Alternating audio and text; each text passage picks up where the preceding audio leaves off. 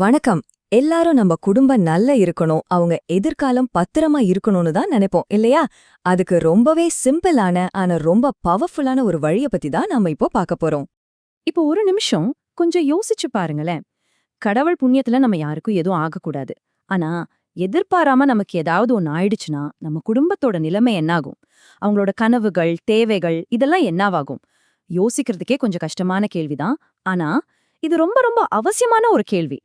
அப்போ அந்த முக்கியமான கேள்விக்கு பதில் என்ன? அதுதாங்க இந்த பாதுகாப்பு.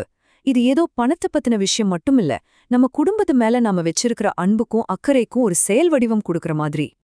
ஆமா, இது உங்கள பத்தினது இல்ல, உங்கள நம்பி இருக்கிறவங்கள பத்தினது. இதுதான் ஆயுள் காப்பீட்டோட அடிப்படையே. நீங்க இல்லாத ஒரு சூழ்நிலை வந்தா கூட உங்க பிள்ளைங்களோட படிப்பு தடைபடக்கூடாது, உங்க குடும்பம் யார்கிட்டயும் போய் நிக்காம அதே மரியாதையோட வாழணும் அப்படின்னு நீங்க நினைச்சீங்கன்னா அதுக்காக நீங்க செய்யற ஒரு சின்ன ஏற்பாடு தான் இது. சரி, அப்படி ஒரு ஏற்பாடு செய்ய என்ன வழி இருக்கு? அதுக்கு பேரு தாங்க டேர்ம் இன்சூரன்ஸ். ஐயோ, இன்சூரன்ஸ்னு சொன்னோனே குழப்பிக்காதீங்க. இது ரொம்ப ரொம்ப சிம்பிளான ஒரு விஷயம். ஒரு குறிப்பிட்ட காலத்துக்கு உங்க குடும்பத்துக்கு ஒரு ஃபினான்ஷியல் சேஃப்டி ஜாக்கெட் மாதிரி இது. இன்னும் சிம்பிளா சொல்லணும்னா, இப்போ உதாரணத்துக்கு உங்களுக்கு 30 வயசு ஆகுதுன்னு வச்சுக்கலாம். நீங்க அடுத்த 30 வருஷத்துக்கு, அதாவது உங்க 60 வயசு வரைக்கும் ஒரு பாலிசி எடுக்கிறீங்க. இந்த 30 வருஷத்துக்குள்ள எதிர்பாராம உங்களுக்கு ஏதாவது ஒண்ணு ஆச்சுன்னா, நீங்க பாலிசி எடுத்த முழு பணமும் ஒரு பெரிய தொகையா உங்க குடும்பத்துக்கு கிடைக்கும். அவ்வளவுதாங்க விஷயம். சிம்பிள். இங்கே ஒரு ரொம்ப முக்கியமான விஷயத்த நீங்க புரிஞ்சுக்கணும். நிறைய பேரு இன்சூரன்ஸையும் இன்வெஸ்ட்மெண்ட்டையும் ஒன்னா போட்டு குழப்பிப்பாங்க. நல்லா கேட்டுக்கோங்க. டேர்ம் இன்சூரன்ஸ்ங்கிறது ஒரு இன்வெஸ்ட்மெண்ட்டே கிடையாது. இது 100க்கு 100 ஒரு பாதுகாப்பு மட்டும்தான். அதனாலதான் இதுக்கு நீங்க மாசம் மாசம் கட்டுற பணம், அதாவது பிரீமியம் ரொம்ப ரொம்ப கம்மியா இருக்கும். ஓகே, அப்போ டேர்ம் இன்சூரன்ஸ்னா என்னன்னு ஒரு ஐடியா கிடைச்சிருச்சு. ஆனா இது நிஜமா எப்படி வேலை செய்யுது? வாங்க அதையும் பாத்திரலாம். இது நீங்க நினைக்கிறத விட ரொம்பவே சுலபம். பாருங்க, சிம்பிளா ஒரு 3 ஸ்டெப் தான். முதல்ல நீங்க மாசமோ இல்ல வருஷத்துக்கு ஒரு தடவையோ ஒரு சின்ன தொகைய பிரீமியமா கட்டுறீங்க. ரெண்டாவது, அதுக்கு பதிலா உங்களுக்கு பல லட்சங்கள், ஏன் கோடி ரூபாய் வரைக்கும் கூட ஒரு பாதுகாப்பு கிடைக்குது. மூணாவது, அந்த பாலிசி காலத்துக்குள்ள உங்களுக்கு ஏதாவது ஆச்சுன்னா அந்த முழு பணமும் உங்க குடும்பத்துக்கு நேரா போயிடும். அவ்வளவுதான். ஆமா. இத இப்படி நினைச்சு பாருங்களேன். நம்ம குடும்பத்துக்காக ஒரு நிதி பாதுகாப்பு கொடைய வாடகைக்கு எடுக்கிற மாதிரி. வாழ்க்கையில எப்ப வேணா நிதி நெருக்கடின்னு ஒரு மழை பெய்யலாம் இல்லையா? அப்போ நம்ம குடும்பம் நனையாம இருக்க இந்த கொடை அவங்கள பாதுகாக்கும். இதோட பிரீமியம் எவ்ளோ இருக்கும்னு நினைக்கிறீங்க? கேட்டா ஷாக் ஆயிடுவீங்க. மாசம் வெறும் 500 ரூபாயில இருந்து கூட இது ஆரம்பிக்குது. கொஞ்சம் யோசிச்சு பாருங்க. நம்ம ஒரு நாள் வெளிய போனா டீ, காஃபி, ஸ்நாக்ஸ்னு பண்ற செலவுல உங்க குடும்பத்துக்கு பல லட்சம் ரூபாய் மதிப்புள்ள ஒரு பாதுகாப்ப உங்களால கொடுக்க முடியும். சரி, இப்போ உங்களுக்கு இதோட முக்கியத்துவம் நல்லாவே புரிஞ்சிருக்கும்னு நம்புறேன். ஆனா அடுத்த கேள்வி வரும். மார்க்கெட்ல இத்தனை திட்டங்கள் இருக்கே, இதுல நமக்கு எது சரின்னு எப்படி தேர்ந்தெடுக்கிறது? கவலையே படாதீங்க. வாங்க அதையும் பாத்திரலாம். முதல்ல நீங்க உங்களுக்குள்ளேயே கேட்டுக்க வேண்டிய கேள்வி இதுதான். எனக்கு எவ்வளவு கவரேஜ் தேவை? ஒரு நிமிஷம் கண்ட மூடி யோசிங்க.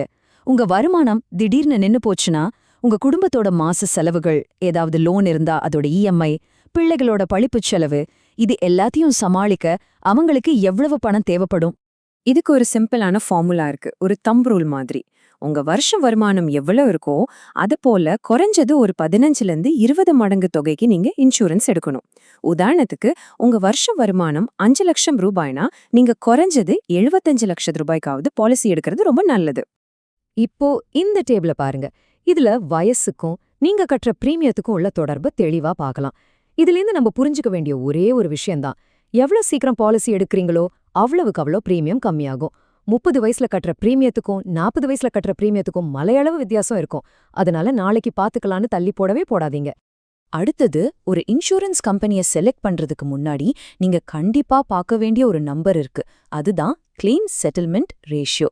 இதுக்கு என்ன அர்த்தம்னா, ஒரு கம்பெனி கிட்ட பாலிசி எடுத்த 100 பேர் பணம் கேட்டு விண்ணப்பிக்கிறாங்கன்னா அதுல எத்தனை பேருக்கு அந்த கம்பெனி பணத்தை சரியா கொடுத்திருக்குங்கிற கணக்கு தான் இது.